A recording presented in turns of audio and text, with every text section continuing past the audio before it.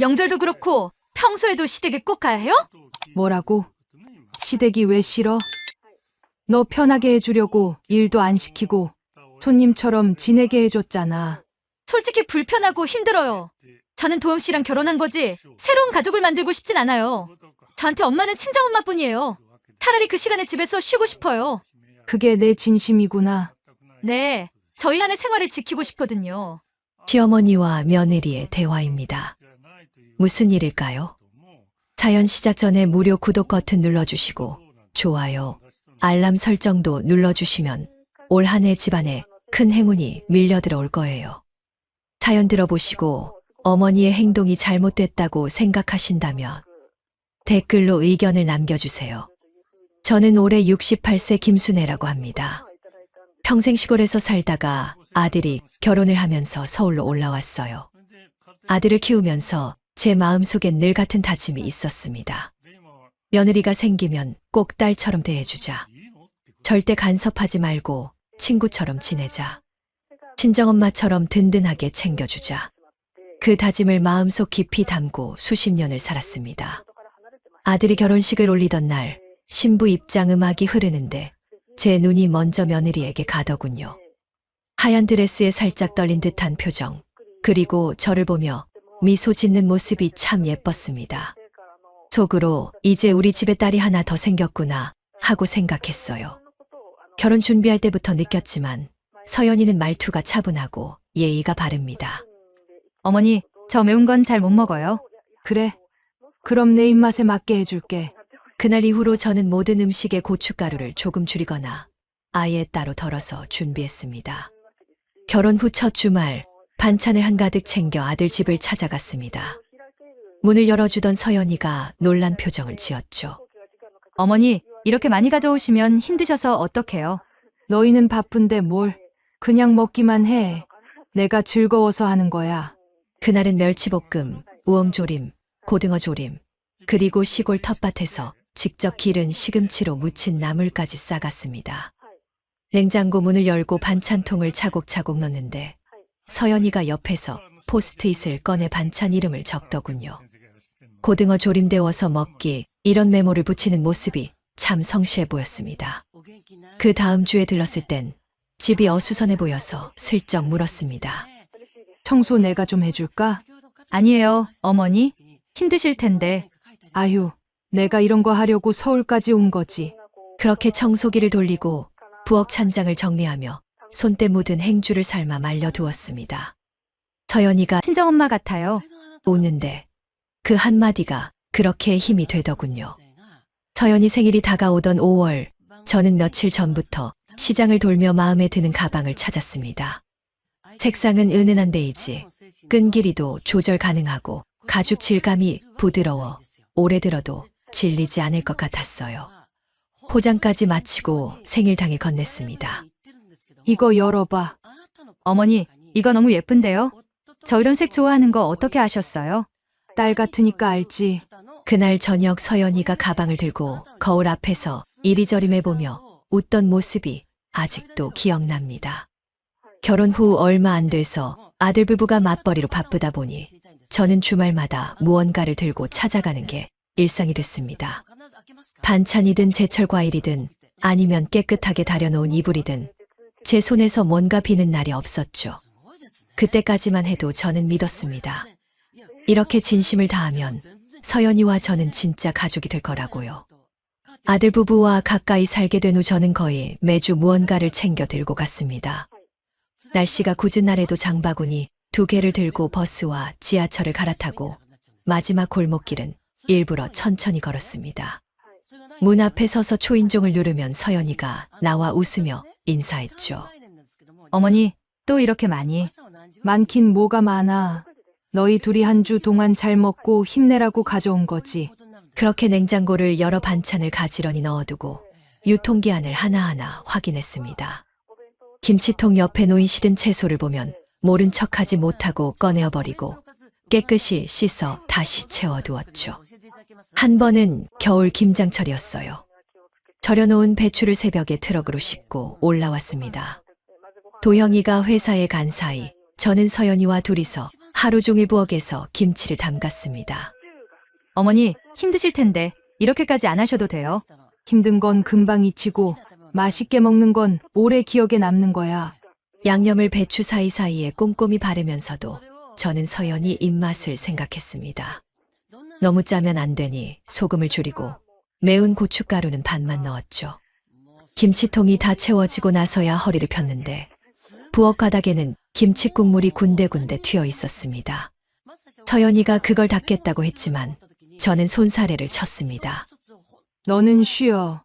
내가 마무리할게. 봄이 되면 집안 대청소를 하러 가기도 했습니다. 아들 부부가 출근한 날을 골라 미리 비밀번호를 받아 들어가 창문을 열고 먼지를 털었습니다.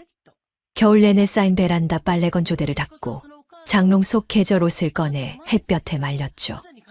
세탁기에서 갓 나온 따뜻한 수건 냄새가 온 집에 퍼질 때면 마치 제 집을 단장하는 것처럼 뿌듯했습니다. 여행 지원도 빼놓지 않았습니다. 서연이가 제주도 가보고 싶다는 말을 흘렸던 적이 있었죠. 그날 밤 저는 남편과 상의했습니다. 여보, 애들 이번에 제주도 보내주면 어떨까? 남편은 잠시 망설였지만 제 표정을 보고는 고개를 끄덕였습니다. 다음 주 저는 항공권과 숙소 예약 내역을 프린트해 건넸습니다. 이게 뭐예요? 너희 이번에 제주도 다녀와. 일정도 다 짜놨어. 서연이가 놀란 눈으로 저를 보더니 웃으며 고맙다고 했습니다. 돌아와서 건넨 감귤 한 박스에 어머니 사랑해요라는 메모가 붙어 있었는데 그걸 보고 한참 웃었죠. 그뿐만 아니라 저는 서연이 친정이라도 발벗고 나섰습니다. 어느 날 서연이가 전화로 울먹이며 말했습니다. 엄마가 병원에 입원하셨어요. 저는 그 다음 날 아침 과일 바구니와 100만 원이 든 봉투를 들고 병원으로 갔습니다. 사돈, 저예요. 아휴, 사돈 바쁘실 텐데 이렇게 오셨어요. 감사합니다. 다 가족인데요. 뭐, 빨리 회복하세요. 서연이 친정엄마가 제 손을 꼭 잡으며 연신 고마워했지만 저는 오히려 마음이 편했습니다. 내 식구를 챙긴 것과 다름없었으니까요. 주변에서는 늘 저를 보고 며느리가 복 터졌다고 했습니다. 시장 상인 아줌마들은 그렇게 챙기면 며느리가 효도할 수밖에 없겠다고 했고 이웃들은 서연 씨는 참 좋겠네. 저는 그 말을 들을 때마다 속으로 미소 지었습니다. 나름의 자부심이었죠. 그 시절 저는 단 한 번도 혹시 내가 너무 나서나? 라는 생각을 해본 적이 없습니다. 서연이와 아들 도영이가 더 편하고 행복하다면 제 시간과 정성은 아깝지 않았어요. 그저 그들이 웃는 얼굴로 저를 맞아주는 것만으로도 충분했습니다. 그땐 정말 몰랐습니다. 이렇게 쏟아부은 정성과 마음이 나중에 당연한 것이 되어버릴 줄은요. 시간이 흐르면서 저는 서연이의 작은 변화들을 느끼기 시작했습니다. 예전엔 제가 반찬을 들고 가면 냉장고를 열어 직접 넣어주며 이것저것 물어보던 서연이가 어느 날부턴가 그냥 부엌 쪽을 손으로 가리키기만 했습니다. 어머니, 거기 두세요. 시선은 여전히 휴대폰 화면에 고정돼 있었고 그 화면 속에서 무슨 일이 벌어지고 있는지에만 몰두한 표정이었죠. 저는 바쁜가 보다 하고 넘겼습니다. 그러다 한 번은 이런 일이 있었습니다. 주말에 맞춰 반찬을 만들고 있었는데 그날따라 갈치가 참 실하게 나와서 갈치조림을 해갔습니다. 시골 친정에서 보낸 햇감자까지 넣어 조린 거라 제 자부심이 들어간 반찬이었죠. 그런데 냉장고에 넣으려다 보니 전주에 해간 잡채가 그대로 있는 겁니다. 뚜껑을 열자 음식이 이미 상해 있더군요. 서연아, 이거 왜 안 먹었어? 아, 먹을 시간이 없었어요. 요즘 바빠서요. 그 대답이 잘못됐다는 건 아니었지만 제 마음 한구석이 시렸습니다. 며칠 전까지 새벽까지 일하면서도 김치통을 싸던 제 모습이 스쳐갔거든요. 봄이 되어 집 근처 꽃시장이 열리던 날 저는 화분 몇 개를 사서 아들 집에 가져갔습니다. 실내 공기 정화에도 좋고 집 분위기도 환해질 것 같아서였죠. 어머니, 화분이요? 예쁘긴 한데 저희는 관리하기가 좀 힘들 것 같아요. 서연이는 표정은 웃고 있었지만 그 미소가 예전처럼 반갑게 느껴지지 않았습니다. 그럼 베란다에 놓고 가끔 물만 줘. 하고 넘겼지만 돌아오는 길에 마음이 묘했습니다.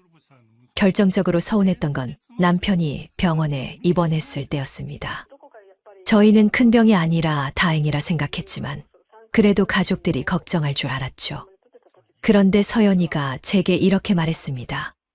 어머니, 이런 건 친정 쪽에 굳이 알리지 않는 게 좋아요. 부담스러워 하시잖아요. 순간 귀를 의심했습니다. 제 남편이 서연이 시아버지가 입원했는데 그 사실을 알리는 게 왜 부담이 될까? 저는 속으로만 삼켰습니다. 서연이가 나쁜 뜻은 아니었을 거라고, 그냥 상황을 가볍게 생각했을 거라고 스스로 합리화했죠. 그러던 어느 날 시장에서 만난 동네 지인이 저를 불렀습니다. 순애 씨, 서연 씨는 친정에 참 잘하더라. 자주 간다며? 저는 그 말에 순간적으로 웃었지만 마음속으로는 조용히 무언가가 내려앉았습니다. 서연이 친정에 자주 간다는 건 알고 있었지만 그렇게 잦을 줄은 몰랐거든요. 그날 이후로 눈을 조금 더 뜨고 보니 주말마다 친정에 다녀오는 듯 보였습니다. 반면 시댁인 우리 집에는 한 달, 아니 2달이 지나도 오지 않는 날이 많았죠. 그 무렵부터 서연이와의 대화는 점점 줄어들었습니다. 제가 이야기를 꺼내도 대답은 짧고 표정은 건성 같았습니다. 반면 아들 도영이는 별다른 변화를 느끼지 못하는 듯 보였죠. 서연이 요즘 바빠서 그래. 한마디로 상황을 정리하려는 모습이 답답하기만 했습니다. 속으로는 여러 번 내가 뭘 잘못했나 돌아봤습니다.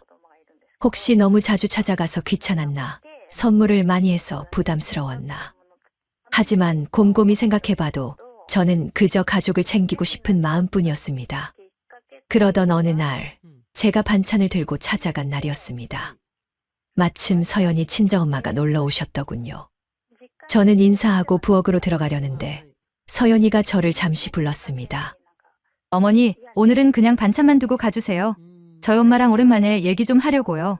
그 말에 저는 아무 말 없이 고개를 끄덕였지만 마음속으로는 작은 금이 가기 시작했습니다. 이렇게 몇 달이 흐르자 저는 더 이상 예전처럼 기다려주기만 할 수 없다는 생각이 들었습니다. 하지만 그때까지만 해도 서연이가 내 마음에 이렇게 깊은 상처를 줄 거라고는 상상도 못했습니다. 그 결심을 단단히 굳히게 된 건 명절을 일주일 앞둔 어느 날 서연이 입에서 나온 한마디 때문이었습니다. 저는 평소처럼 새벽부터 일어나 장을 봤습니다. 졸에서 보내준 곶감이랑 대추, 잡채 재료, 갈비찜용 고기까지 한 아름 사들고 무거운 장바구니를 양손에 나눠 들었습니다. 버스를 타고 지하철로 갈아타는 동안에도 머릿속은 명절 음식 준비 계획으로 가득했죠. 올해는 전 부치는 건 조금 줄이고 나물 종류를 늘려야겠다. 서연이 입맛에 맞게 간도 약간 줄이고. 시장에 간 김에 과일을 이것저것 사서 아들 집 현관 앞에 도착해 초인종을 누르자 서연이가 슬리퍼를 질질 끌며 나왔습니다. 표정은 피곤해 보였고 인사는 형식적으로 했습니다. 오셨어요? 거실에 두세요. 저는 미소를 지으며 장바구니를 부엌으로 옮겼습니다. 과일을 꺼내 정리하며 말을 꺼냈습니다. 서연아, 이번 명절은 어떻게 할래? 아침 일찍 와서 같이 준비할 거지? 그런데 서연이가 핸드폰을 만지작거리며 저를 보지도 않은 채 말했습니다. 어머니, 시댁에 꼭 가야 해요? 저는 순간 손에 들고 있던 과일을 떨어뜨릴 뻔했습니다. 뭐라고? 아니, 명절마다 솔직히 너무 피곤해요. 하루 종일 일하고 손님 오면 웃고 또 설거지까지 하고 차라리 그 시간에 집에서 쉬고 싶어요. 저는 놀란 마음을 가라앉히고 물었습니다. 그래도 명절인데 가족끼리 모이는 건데. 서연이는 제 말을 끊었습니다. 요즘 누가 그렇게 해요? 요즘 시대에 시댁 찾아가는 거, 전화 통화하는 거 다 솔직히 구식이에요. 무소식이 희소식이잖아요. 저희도 우리 시간대로 좀 살면 안 돼요? 저는 한숨이 나왔지만 혹시나 해서 더 물었습니다. 그럼 어쩌고 싶어? 어머니, 저 솔직히 말할게요. 명절이든 평소든 꼭 시댁 가야 하는 이유를 모르겠어요. 친정은 가면 편하고 재밌는데 시댁은 솔직히 불편해요. 어머니 앞이라서 말 안 했지만 집에 돌아오면 너무 지쳐요. 남편하고 싸운다고요. 그거 감정노동인 거 아세요? 그 말은 제 가슴에 비수처럼 꽂혔습니다. 저는 속으로 이게 지금 며느리가 시어머니한테 할 소리인가 하는 생각이 들었지만 겉으로는 최대한 표정을 숨겼습니다. 그럼 내 말은 앞으로 안 오겠다는 거네? 네. 어머니? 죄송하지만 저희는 그렇게 하고 싶어요. 저희만의 생활을 지키고 싶거든요. 그 순간 저는 모든 소리가 멀어지는 듯 했습니다. 주방에서 냄비가 살짝 흔들리며 덜컥 소리를 내는 게 유난히 크게 들렸고 제 심장은 쿵 하고 내려앉았습니다. 수십 년 동안 꿈꿔왔던 딸 같은 며느리, 환상이 산산이 부서지는 순간이었죠. 잠시 침묵이 흘렀습니다. 저는 천천히 장갑을 벗어 싱크대 위에 올려두고 서연이를 똑바로 바라봤습니다. 그래, 내 마음 알겠다. 그러면 앞으로 만나지도 말고 전화도 하지 말자. 서연이는 잠깐 눈을 크게 뜨더니 피식 웃으며 말했습니다. 그건 너무 극단적인데요? 말이 그렇다는 거잖아요. 서로 연락 안 하면 소문나서 더 귀찮아져요. 그 웃음 속에선 미안함이 전혀 느껴지지 않았습니다. 오히려 이 정도 말해도 되겠지 하는 여유와 자기 합리화가 담겨 있었습니다. 저는 그 표정까지 똑똑히 눈에 담아두었습니다. 그날 저는 집을 나서면서 현관문을 닫는 순간 서연이의 목소리가 작게 들렸습니다. 명절마다 이렇게 불려다니는 거 진짜 이해 안 돼. 그 말이 제 등을 찌르는 송곳처럼 남았습니다. 집으로 돌아오는 버스 안에서 저는 창밖만 바라봤습니다. 손끝에 남아있는 대추 냄새와 고기 비린내가 갑자기 역하게 느껴졌습니다. 제 머릿속엔 수많은 장면이 떠올랐습니다. 김치통 들고 계단을 오르던 날, 서연이 생일에 가방을 건네며 웃던 순간, 친정엄마 병문안 가서 봉투를 건네던 손길, 그 모든 순간들이 허무하게 느껴졌습니다. 그날 밤 남편에게 모든 이야기를 털어놨습니다. 그는 한참 동안 말이 없더니 이렇게 말하더군요. 여보, 이제 됐다. 내가 너무 다 줬어.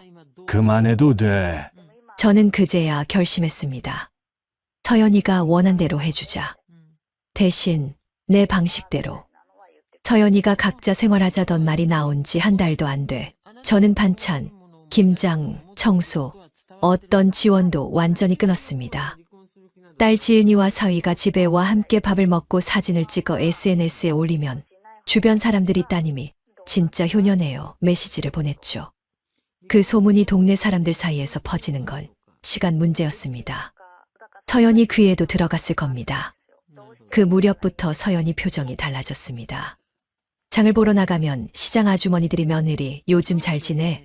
하고 묻는데 그 질문이 날카로운 송곳처럼 서연이 귀를 찌른다는 걸 저는 알았어요. 저는 일부러 더 천천히 지은이와 함께 찍은 사진들을 단톡방에 올렸습니다. 오늘 지은이가 장어 사줬네. 사위가 고기를 직접 구워줬어. 하트와 웃음 이모티콘이 쏟아지면 방 한쪽에서 서연이가 씁쓸하게 휴대폰을 바라볼 모습이 눈에 선했습니다. 그러던 어느 토요일 오후 아들 도영이에게서 전화가 왔습니다. 엄마, 주말에 시간 돼? 왜? 잠깐 좀 들를게. 목소리가 어딘가 조심스러웠습니다. 예상은 했지만 막상 현관문 앞에 서 있는 도영과 서연이를 보니 웃음이 나왔습니다. 명절 때도 못 본 얼굴이 이제 와서 두 손 꼭 모으고 서 있었으니까요. 거실에 앉자마자 도영이 입을 열었습니다. 엄마, 사실 우리 집을 좀 옮기려고 하는데 집값이 너무 올라서 힘들어. 서연이가 곧바로 말을 받았습니다. 어머니, 그동안 저희가 어머니 도움을 많이 받았잖아요. 그래서 이번에도 조금만 도와주시면 안 될까요? 대출이랑 모은 돈으로는 턱없이 부족해요. 저는 물 한 모금도 안 마시고 그들의 얼굴을 번갈아 봤습니다. 내 돈 문제면 내가 해결해야지. 왜 나한테 와? 어머니, 그렇게 말씀하시면 서운하죠. 저희가 시댁이라고 꼭 매번 찾아오진 않아도 그래도 가족이잖아요. 어려울 때는 좀. 그 순간 서연이 말투가 미묘하게 바뀌었습니다. 억울함과 뻔뻔함이 섞인 자기 편한 논리였죠. 그리고 어머니가 재산 많으신 건 다 아는데 어차피 나중에 물려주실 거잖아요. 지금 조금만 당겨서 주시면. 저는 그 말을 듣고 지난날의 장면이 한꺼번에 떠올랐습니다. 새벽에 무거운 김치통을 들고 올라가던 날, 시댁에 꼭 가야 하냐던 그 표정, 친정엔 뻔질나게 다니면서 우리 집엔 발길 끄는 뒷모습. 알겠다. 저는 짧게 대답하고 자리에서 일어났습니다. 도형과 서연이는 안도한 듯한 표정을 지었지만 제 속마음은 이미 굳어져 있었습니다. 그날 밤 저는 남편에게 말했습니다. 이참에 재산 정리하자.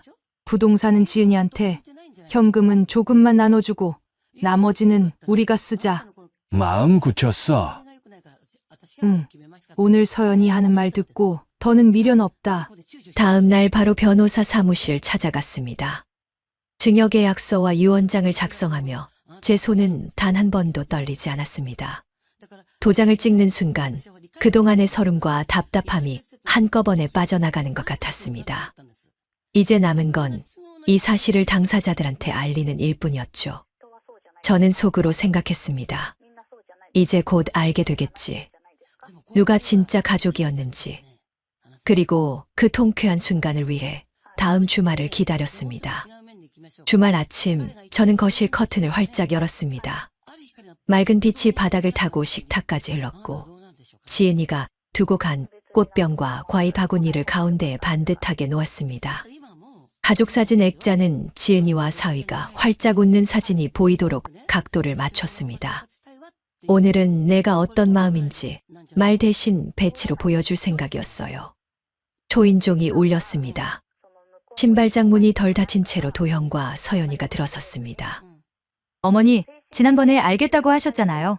그래서 지원건 어떻게 하실 건지 듣고 싶어요. 앉아. 오늘은 끝까지 말할게. 저는 두꺼운 봉투를 식탁 위에 내려놓았습니다. 서연이가 서류를 꺼내는 순간 눈동자가 굳었습니다. 이게 뭐예요? 변호사 사무실에서 받은 서류들. 집은 지은이에게 가도록 유언장 작성했고 현금은 일부만 정리했어. 너희 몫은 없어. 서연이의 미소가 순식간에 깨졌습니다. 가족끼리 이래도 돼요? 저희가 어머니께 평생 손 벌린 것도 아니고 지금 딱 한 번 도움이 급한 건데요. 급한 일은 너희가 해결해야지. 너희가 원하는 각자 생활이 그 뜻 아니었어. 그때는 제가 힘들어서 그랬던 거예요. 시댁에 꼭 가야 하냐고 한 말 그렇게 자꾸 늘어질 거예요? 명절뿐 아니라 평소에도 발길 끊었잖아. 친정엔 매주 가면서 돈 필요하니까 시댁에 발을 들여. 도형이 고개를 들었습니다. 엄마, 서연이가 예민했을 뿐이야. 이번에 집 옮기는 게 급해서 그래. 친구들 다 집 샀다는데 우리만 못 따라가. 그런 사정은 너희들이 풀어. 엄마 지갑은 내 인생 안전망이 아니야. 서연이가 의자를 밀치며 날카롭게 웃었습니다. 차별하시는 거죠? 나한테만 퍼주시네. 결국 친정은 편하고 시댁은 불편하다는 말, 그 말이 사실이네요. 이렇게 만든 건 너야. 나는 너 편하라고 그렇게 공을 들였는데 넌 내 집을 불편한 곳으로 만들었지. 그래도 알겠다고 하셨잖아요. 알겠다가 도와주겠다는 뜻 아니에요? 아니, 내가 알겠다고 했지 해주겠다고 안 했어. 한국말은 끝까지 들어봐야 하는 거 몰랐어? 서연이 목소리가 더 커졌습니다. 어머니, 나이 드시면 결국 저희 도움이 필요할 텐데 그때 가서 뭘 믿고 가시려고요. 지금 한마디면 해결될 일을. 내가 믿을 건 나를 가족으로 여기는 마음이야. 돈이 아니고. 솔직히 말해봐라. 돈 주고 나면 끝 아니야? 또 남처럼 살 거잖아. 잠깐의 정적이 흘렀습니다. 저는 봉투에서 다른 서류를 하나 더 꺼냈습니다. 혹시 법 얘기 꺼낼까봐 미리 말해둘게. 변호사랑 다 상의했어. 법이 허락하는 범위 안에서 내 선택을 정리해놨어. 내가 내 몫을 깎아먹으려 들 수 없게. 우리 완전히 배제하겠다는 거네요. 내가 먼저 선을 그었어. 난 그 선을 따라 내 마음을 정리한 거고. 도형이 손을 모으며 낮게 말했습니다. 엄마, 우리까진 몰라도 애 생기면. 미래의 핑계로 오늘의 태도를 덮지 마. 아이에게 가르칠 건 돈 줄 아냐고 묻기 전에 인사와 책임이 먼저라는 거야. 서연이가 이를 꽉 깨물었습니다. 그럼 이렇게 하자고요. 대출이 모자라니 보증만. 보증? 그게 그거 아니니? 서류에 찍힌 내 도장은 내 책임으로 돌아올 텐데. 너 나를 우습게 보는구나. 나이 많다고 그 정도도 모를 줄 알아? 정말 후회하실 텐데요. 후회했지. 그동안 못 모르고 너희한테 희생한 거. 나 그거 엄청 후회한다. 그래서 이제 후회할 일은 절대로 만들지 않을 거야. 서연이는 손으로 식탁을 짚고 앞으로 숙였습니다. 끝까지 이렇게 나오시겠다는 거죠. 알겠어요. 그럼 우리도 생각이 있어요. 있으면 해. 다만 기억해. 말은 책임이야. 내가 시댁에 꼭 가야 하냐고 내 마음을 베어냈던 것처럼 너도 내가 한 말에 크게 상처 입을 거다. 그리고 앞으로는 연락을 최소한으로 하자. 내가 원한 방식이니까. 결국 우리를 내치겠다는 거네요. 내친 건 너가 먼저였고 나는 내 주변을 정리했을 뿐이야. 현관문이 쾅 닫히자 집 안 공기가 가볍게 떨렸다가 고요로 돌아왔습니다. 남편이 부엌에서 나와 물을 내밀었습니다. 괜찮아. 응. 오늘로 마음의 빚을 다 갚았어. 저는 식탁 위 꽃병을 반바퀴 돌려 햇살이 더 잘 닿게 했습니다. 과일 바구니의 색이 유난히 또렷해 보였고 창틀에 걸린 바람 소리가 낯설지 않았습니다. 왜 행복하냐고요? 이제 내가 어디에 마음을 쓸지, 누구와 시간을 나눌지 분명하게 알기 때문이에요. 내 선택을 내 손으로 쥐고 있다는 감각이 이렇게 따뜻할 줄 예전엔 몰랐습니다. 지은이와 밥을 먹고 남편과 산책을 하고 저녁엔 내가 좋아하는 책을 펼치는 이 단순함이 제게는 가장 큰 부자 느낌이에요. 마음 한 칸이 비워지니 빛이 들어와 자리를 채우더군요. 그리고 저는 조용히 속으로 되뇌었습니다. 인생 살면 살수록 물건만 정리할 게 아니라 인간관계도 정리해야 하는구나. 그 문장을 마침표로 찍는 순간 제 하루가 확실해졌습니다. 앞으로 제 시간과 정성은 나를 가족으로 여겨주는 사람들에게만 씁니다. 그게 제가 택한 관계의 정리이고 오늘 제가 얻은 가장 선명한 평온입니다. 사연 들어주셔서 감사합니다. 영상 보시고 어머니의 행동이 잘못됐다고 생각하신다면 댓글로 의견을 남겨주세요. 다음 영상에서도 재밌는 사연이 기다리고 있습니다. 무료로 누를 수 있는 구독과 좋아요, 알람 설정을 눌러주시면 다음 영상을 더 빨리 만나보실 수 있습니다. 다혜야, 명절 음식 만드는데 같이 하자. 어머니, 저 피곤한데요? 시댁에는 쉬러 오는 거죠. 저는 손님이잖아요. 손님, 우린 가족이잖니. 엄마 혼자 하기 힘드니까 와서 조금이라도 도와줘. 어머니, 이러시면 곤란해요. 그럼 저 이제 시댁에 안 올 거예요. 일을 도와주지 않는 며느리와 일을 힘들어하는 어머니의 대화입니다. 도대체 무슨 일일까요? 사연 시작 전에 무료 구독 버튼 눌러주시고 좋아요, 알람 설정도 눌러주시면 큰 행운이 찾아옵니다. 사연 들어보시고 어머니의 행동이 잘못됐다고 생각하신다면 댓글로 의견을 남겨주세요. 안녕하세요. 저는 올해 68세가 된 김순자라고 합니다. 평생을 가족만 바라보고 살아왔고 남편과 함께 소박하지만 정직하게 살아온 사람입니다. 젊을 때는 아이 키우고 살림하느라 하루가 어떻게 가는지도 몰랐고 남편이 세상을 떠난 뒤에는 혼자 아들을 뒷바라지하며 여기까지 왔어요. 결혼한 아들이 가정을 꾸리고 나서는 저는 그저 시댁 어른으로서 따뜻하게 보살피고 도와주는 게 당연하다고 생각했죠. 그래서 한 달에 한 번은 꼭 아들 부부를 불러서 밥을 해 먹이는 걸 오랫동안 해왔어요. 장을 보고 며칠 전부터 반찬을 만들고 집 구석구석 청소를 해놓고 기다리면 마음이 뿌듯했습니다. 그런데 몇 년 전부터 그 기분이 조금씩 변해가기 시작했어요. 며느리 윤다혜가 시댁에 오는 태도가 참 이상했거든요. 처음 결혼했을 땐 예의도 바르고 상냥하게 웃으며 도와주는 척이라도 했는데 시간이 지날수록 아예 손 하나 까딱하지 않고 오는 족족 손님처럼만 있다가 가는 거예요. 그날도 저는 아침부터 허리가 끊어질 듯 준비를 하고 있었어요. 냉장고 문을 열어 미리 담가둔 깍두기와 멸치볶음을 꺼내고 갈비찜은 불 위에서 보글보글 끓이고 있었죠. 종종 걸음으로 부엌을 오가는데 현관 비밀번호 누르는 소리가 나더니 아들 부부가 들어왔습니다. 저는 반갑게 인사를 건넸죠. 왔니? 얼른 손 씻고 와.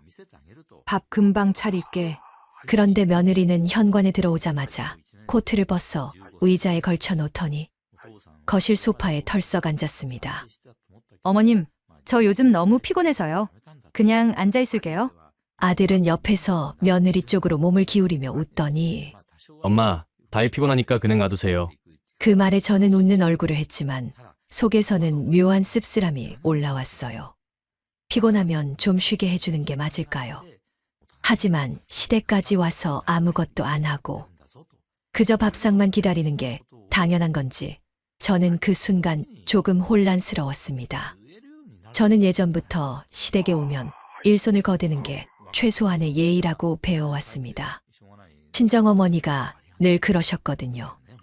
그래서 제 머릿속엔 시댁은 그냥 쉬러 오는 곳이라는 생각은 한 번도 없었습니다.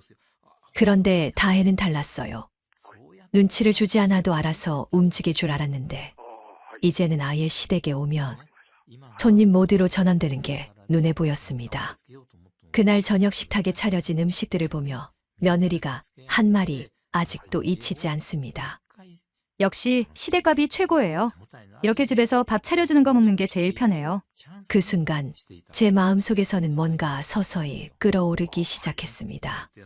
편하게 먹는 건 좋지만 그 편함이 누군가의 고단함 위에 있다는 걸 모르는 며느리의 태도에 서글픔과 서운함이 함께 몰려왔습니다. 그날 이후로 저는 며느리 다혜의 태도가 예전과는 확실히 다르다는 걸 느꼈습니다. 예전엔 형식적으로라도 부엌에 와서 뭐 도와드릴까요? 묻던 사람이었는데 이제는 아예 그 말조차 사라졌어요. 시댁에 오는 날이면 거실 한쪽에 자리를 잡고 앉아 휴대폰을 붙잡거나 TV를 보고 가끔은 통화를 하면서 깔깔대기만 했습니다. 저는 처음엔 젊으니까 피곤할 수도 있지 하고 넘겼지만 횟수가 쌓일수록 그건 배려가 아니라 무시라는 생각이 들기 시작했어요. 명절을 앞두고 있던 어느 날이었습니다. 차례 음식 준비를 하느라 하루 종일 부엌에서 허리를 굽히고 앉았다 일어서길 반복했죠. 잡채를 무치고 전을 부치고 갈비찜을 확인하고 탕 끓일 재료를 손질하느라 숨 돌릴 틈이 없었어요. 그런데 며느리가 부엌에 들어오긴커녕 제 맞은편 거실에서 화장품을 꺼내놓고 립스틱 색을 골라 바르고 있는 겁니다. 다혜야, 저기 전 좀 뒤집어 줄래? 제가 부탁하자 며느리는 거울을 보며 립스틱을 입술에 톡톡 찍더니 어머님, 저 지금 손에 화장품 발라놔서요. 조금 이따 할게요. 그 말투가 어찌나 태연한지 순간 말문이 막혔습니다. 도와줄 마음이 전혀 없다는 걸 숨기려 하지도 않았으니까요. 게다가 그 자리에서 전화를 받더니 이렇게 말하는 겁니다. 엄마, 생신 때는 호텔 뷔페로 예약했어. 아빠랑 다 같이 가기로 했어. 그 말이 제 귀에 콕 박혔습니다. 친정 부모 생신은 호텔 뷔페를 예약하면서 시댁 명절은 거들 생각도 안 하는 그 태도. 저는 뒤집던 전을 잠시 멈추고 한숨을 쉬었습니다. 마침 그때 이웃 친구 복순이가 반찬을 들고 들어왔습니다. 부엌 안팎을 살피던 복순이는 제 귀에 대고 속삭였죠. 순자야, 이러다 너만 병난다. 너는 사람을 너무 받아주니까 만만하게 보는 거야. 저는 대답 대신 억지 웃음을 지었습니다. 평생 시댁 식구들을 위해 헌신해온 제 모습이 그 순간 참 한심하게 느껴졌거든요. 명절 전날 밤까지 저는 부엌에서 쉴 새 없이 움직였고 며느리는 끝까지 거실을 벗어나지 않았습니다. 아들은 무심하게 TV만 보고 있었고 둘은 자기들끼리 소곤거리며 웃기만 했습니다. 설날 아침은 유난히 일찍 열렸습니다. 아직 어둠이 가시지 않은 새벽 5시. 저는 부엌불을 켜고 하루를 시작했어요. 전날 미리 재워둔 갈비찜을 불에 올려 윤기를 내고 어제 준비해둔 음식을 데우기 시작했습니다. 기름이 튀어 팔에 작은 화상을 입어도 신경 쓸 틈이 없었어요. 나물은 각각 다른 그릇에 담아 간을 맞추고 탕은 한 소끔 끓였다가 불을 줄여 맛이 배도록 했습니다.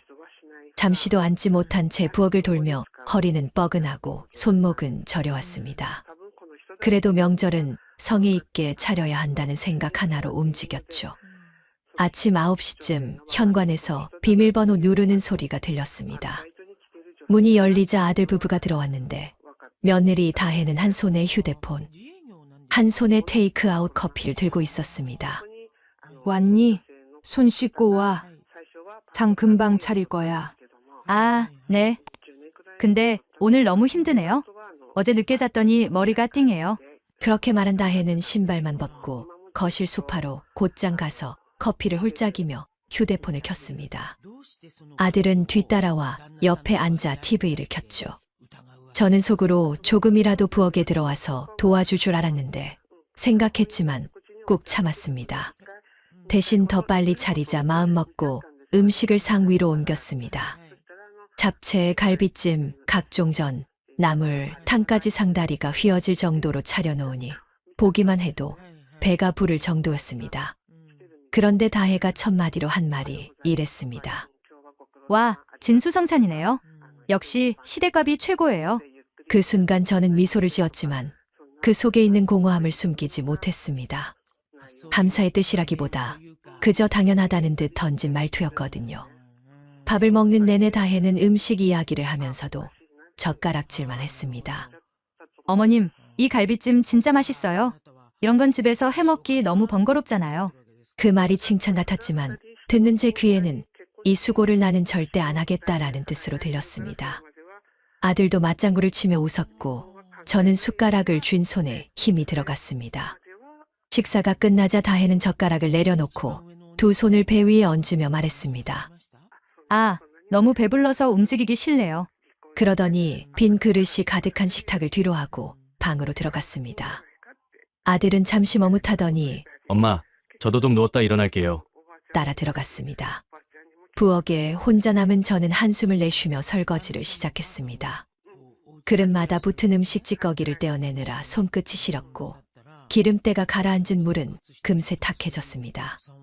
설거지를 하다 문득 거실 보니 며느리의 코 고는 소리가 희미하게 들렸습니다.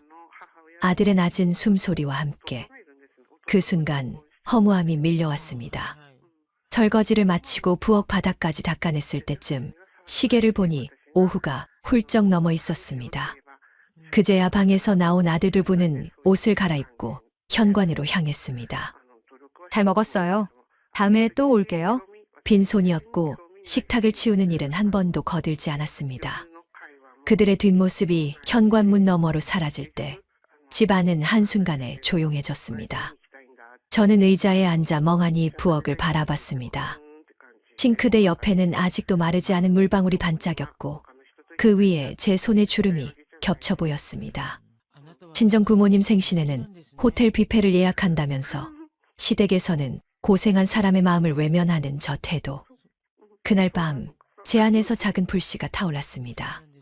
설날이 지나고 며칠 동안 저는 일부러 아들 부부에게 연락을 하지 않았습니다. 이번엔 일부러 먼저 전화도 하지 않고 그냥 제 일상대로 살았습니다. 그동안 마음속에서 맴돌던 서운함이 하루가 갈수록 단단한 결심으로 바뀌고 있었거든요. 이젠 내가 먼저 고생할 필요 없다. 저 사람들은 내가 해주는 것을 당연하게 생각하는구나. 그리고 한 달 뒤 또 그들이 오는 날이 다가왔습니다. 며칠 전 아들이 전화를 걸어왔습니다. 엄마, 이번 주말에 저희 갈게요. 오랜만에 엄마 밥 먹고 싶어서요. 그 말을 듣자 예전 같으면 벌써 시장에 가서 장을 보고 있었겠지만 이번에는 달랐습니다. 저는 짧게 대답했습니다. 그래, 알았다. 그리고 전화를 끊었습니다. 그 주말 아침 저는 일부러 평소보다 늦게 일어났습니다. 부엌 불을 켜지도 않았고 냉장고 문을 열어보지도 않았습니다. 청소기와 걸레질도 하지 않았죠. 오히려 창문을 열고 차가운 바람을 들이마시며 느긋하게 차를 우려 마셨습니다. 제 마음은 이상하게도 가벼웠습니다. 오전 11시쯤 현관에서 비밀번호 누르는 소리가 났지만 열리지 않았어요. 비밀번호를 바꿔놨거든요. 그러자 초인종 소리가 들렸어요. 엄마, 우리 왔어요. 저는 거실 불도 켜지 않고 조용히 소리를 죽였습니다. 발걸음 소리가 문 앞에서 멈췄고 다시 벨소리가 울렸습니다. 어머니, 안에 안 계세요? 다혜의 목소리가 들렸습니다. 평소와 다르게 조금 높은 톤이었죠. 그러나 저는 대답하지 않았습니다. 제 귀에는 심장 뛰는 소리와 함께 아무 말도 하지 말라는 목소리가 울렸습니다. 몇 번이나 벨을 누르고 문을 두드리는 소리가 이어졌습니다. 엄마, 저희 오늘 온다고 했잖아요? 아들이 조금 불안한 목소리로 말했지만 저는 그대로 숨을 죽였습니다. 거실 TV는 꺼져 있었고 저는 안방에서 조용히 책장을 넘겼습니다. 이렇게까지 해야 하나 싶었지만 이게 아니면 저들은 절대 변하지 않을 거라는 확신이 있었습니다. 한참 후 현관 쪽에서 작은 한숨과 함께 멀어지는 발소리가 들렸습니다. 그냥 가자. 어머니 안 계신가 봐. 다혜의 목소리가 차갑게 들렸습니다. 두 사람의 발소리가 계단을 내려가는 듯 멀어졌고 저는 조용히 창문 틈으로 내려가는 모습을 지켜봤습니다. 한 손에는 빈 장바구니, 다른 한 손에는 커피를 든 다혜가 불만스러운 표정을 짓고 있었습니다. 그날 오후 저는 평소와 다르게 점심을 혼자 느긋하게 차려 먹고 복지관에서 하는 서예 모임에 갔습니다. 모임에 가니 이복순이 저를 보며 놀란 표정을 지었습니다. 어머, 오늘 아들 부부 온다더니 어떻게 된 거야? 집에 오긴 했는데 내가 안 받았어. 잘했네. 가끔은 그렇게 해야 정신 차리지. 복순이의 말에 저는 피식 웃었습니다. 모임이 끝난 후 집에 돌아와 보니 부재중 전화가 여러 통 와 있었습니다. 아들 번호, 그리고 다혜 번호. 저는 일부러 전화를 받지 않았습니다. 저녁 무렵 아들이 다시 전화를 걸어왔습니다. 엄마, 오늘 왜 집에 안 계셨어요? 우리 괜히 갔네? 집에 있긴 했지. 그럼 왜 안 나오셨어요? 비밀번호는 왜 바꿨어요? 손님 대접하려면 내가 너무 고단해서 앞으로는 그렇게 못하겠다. 그리고 앞으로는 비밀번호 누르고 함부로 들어오지 말고 초인종 누르고 들어와. 그 말을 듣는 순간 전화기 너머로 짧은 침묵이 흘렀습니다. 그러더니 다혜의 목소리가 들렸습니다. 저한테 하시는 말씀이에요? 시댁에 와서 편하게 쉬는 게 잘못인가요? 가족이라면 서로 도와야지. 손님처럼 오면 굳이 내가 문 열어줄 이유가 없잖니. 제 목소리는 단호했고 스스로도 놀랄 만큼 흔들림이 없었습니다. 전화를 끊고 나니 묘하게 후련했습니다. 오히려 그동안 쌓인 서운함이 조금씩 풀리는 것 같았습니다. 이날 이후로 저는 마음속에 작은 규칙 하나를 세웠습니다. 나를 당연하게 여기는 사람에겐 내 시간과 정성을 쓰지 않는다. 그리고 그 첫 번째 시행이 바로 오늘이었고 저는 그것을 성공적으로 해냈습니다. 그날 이후 며느리 다혜의 태도는 눈에 띄게 변했습니다. 하지만 그 변화는 좋은 쪽이 아니었어요. 제게 직접 전화를 하진 않았지만 아들을 통해서 삐친 기색을 흘려보냈습니다. 엄마, 다혜가 지난번에 좀 서운했대요. 준비 안 돼 있는 줄 알았으면 미리 얘기해달라고. 내가 준비를 안 한 게 아니라 준비할 이유가 없었던 거다. 손님 치를 힘이 이제는 없으니까. 아들은 제 말에 잠시말을 잊지 못했습니다. 아마도 그동안 제가 왜 그렇게까지 했는지 이해가 안 됐겠죠. 그로부터 2주쯤 지난 주말, 다혜가 직접 전화를 걸어왔습니다. 어머님, 다음 주에 저희 갈게요. 이번엔 반찬도 좀 가져갈게요. 내가 장도 안 보고 준비도 안 할 거다. 아, 그럼 저희가 뭐 사갈까요? 고기도 사갈까요? 오고 싶으면 오고 안 오고 싶으면 안 와도 된다. 내가 너희 기다리는 일은 이제 없다. 제 목소리는 최대한 담담하게 유지했습니다. 다혜는 잠시 말을 멈추더니 억지 웃음을 섞어 대답했습니다.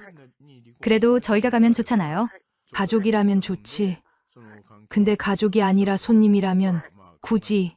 그날 통화를 끊고 나니 가슴이 조금 답답했지만 마음 한편에서는 묘한 해방감이 느껴졌습니다.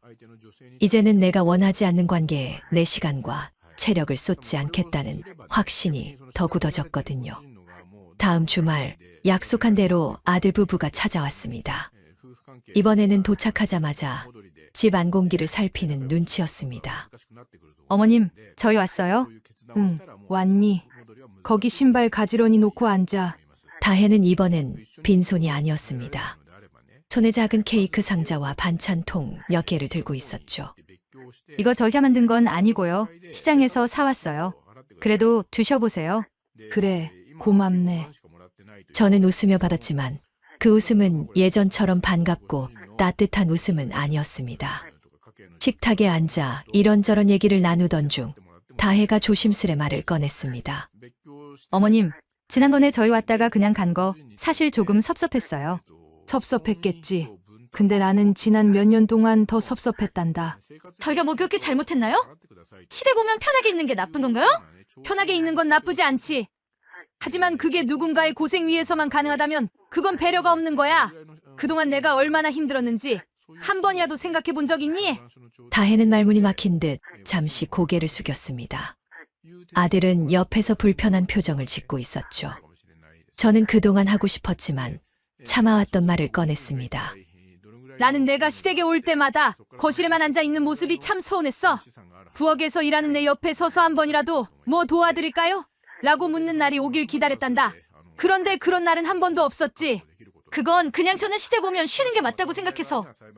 그래. 그렇다면 나는 그런 손님을 굳이 맞이하지 않기로 한 거다.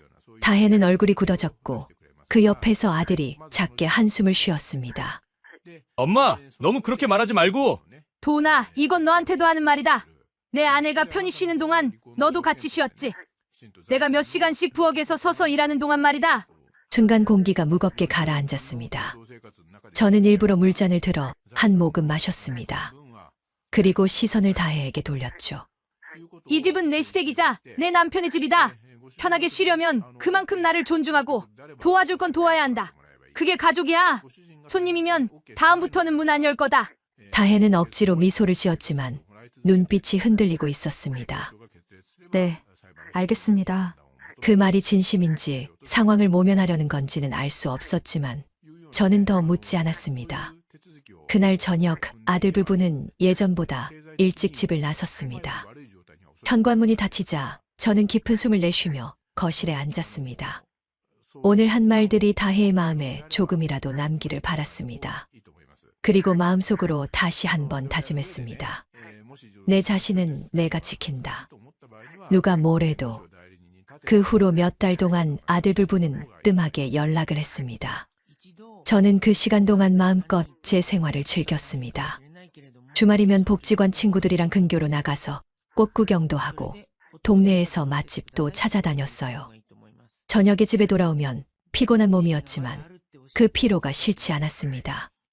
누군가를 위해 억지로 차린 밥상이 아니라 나를 위한 하루였으니까요.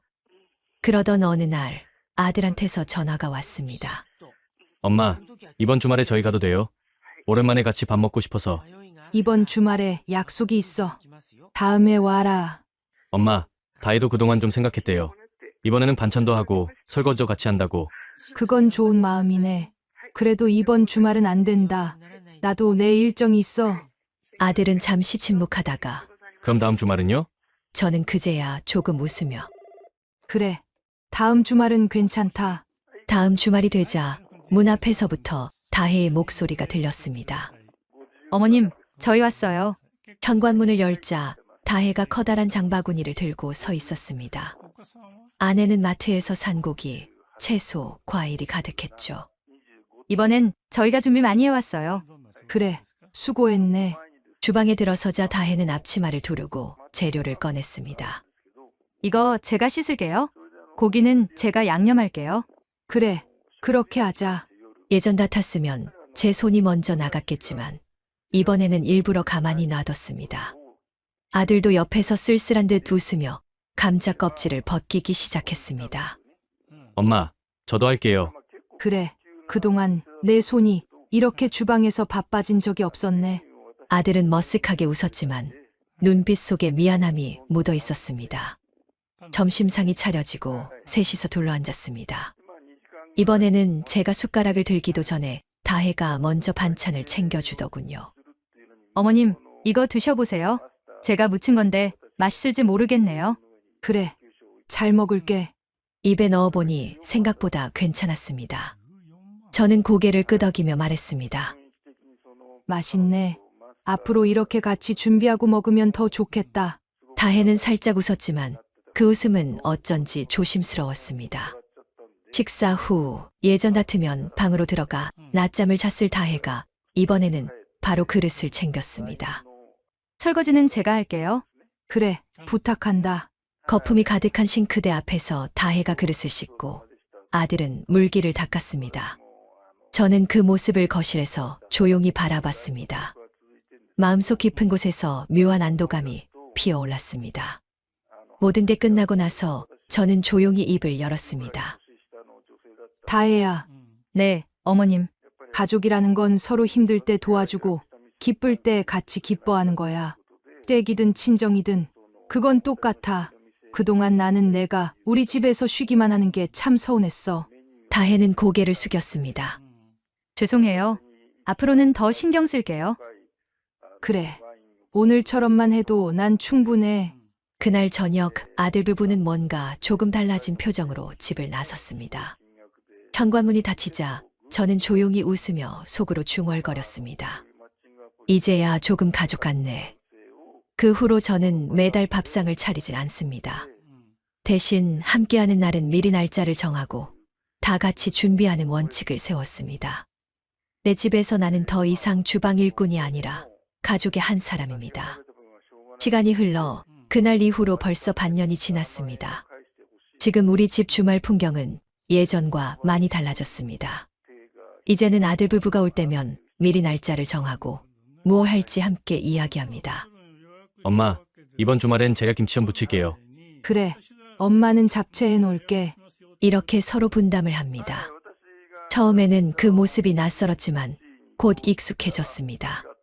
그동안 시댁은 시어머니 혼자 일하는 곳이라는 며느리의 생각이 깨진 것이죠. 저도 그제야 알았습니다. 제가 다 해주던 모습이 그 아이에겐 당연한 환경이었단 거요. 지난 추석에는 더 감동적인 일이 있었습니다. 아침부터 부엌에 들어온 다혜가 저를 밀어내더군요. 어머님, 앉아 계세요. 제가 다 할게요. 이번에는 어머님이 편하게 드셔야죠. 그 말에 저는 눈물이 핑 돌았습니다. 아들도 엄마, 오늘은 정말 아무것도 하지 마세요. 우리가 다 할게요. 저는 거실에 앉아 부엌에서 들려오는 칼질 소리와 지글지글 부침개 굽는 소리를 들으며 행복한 미소를 지었습니다. 그날 저녁 셋이서 둘러앉아 밥을 먹었습니다. 음식 맛은 솔직히 제 손맛보다 조금 모자랐지만 마음은 훨씬 더 풍족했습니다. 어머님, 저 예전에는 진짜 철이 없었어요. 그땐 시댁 오면 쉬는 게 당연하다고 생각했거든요. 근데 어머님이 문 잠그셨던 날 이후로 많이 생각했어요. 저는 웃으며 대답했습니다. 그때 내가 조금 단호하게 굴었지. 덕분에 지금이 있는 거다. 이제 저는 더 이상 주말에 지쳐 쓰러지지 않습니다. 복지관 친구들과의 여행도 이어지고 가끔은 제 동생네 가족이랑 바닷가도 다녀옵니다. 사람들은 가끔 저에게 묻습니다. 어떻게 며느리 마음을 바꾸셨어요? 저는 대답합니다. 내가 변했으니까요. 내가 변하니 그들도 변하더라고요. 혹시 이 영상을 보고 계신 분들 중에서도 저처럼 속이 답답한 분들이 계실 겁니다. 늘 참고만 있으면 결국 나만 지칩니다. 때로는 문을 잠그는 용기가 필요합니다. 그게 무심한 사람들에게 당연한 게 아니다라는 걸 깨닫게 하는 시작이 되니까요. 저는 이제 제 집을, 제 인생을 지키는 법을 알게 되었습니다. 그리고 오늘 이 이야기를 전하면서 시청자분들께도 꼭 말씀드리고 싶습니다. 내 집에 온다면 손님이 아니라 가족으로 와야 한다. 그게 서로를 존중하는 진짜 관계다. 사연 들어주셔서 감사합니다. 영상 보시고 어머니의 행동이 잘못됐다고 생각하신다면 댓글로 의견을 남겨주세요. 다음 영상에서도 재밌는 사연이 기다리고 있습니다. 무료로 누를 수 있는 구독과 좋아요, 알람 설정을 눌러주시면 다음 영상을 더 빨리 만나보실 수 있습니다.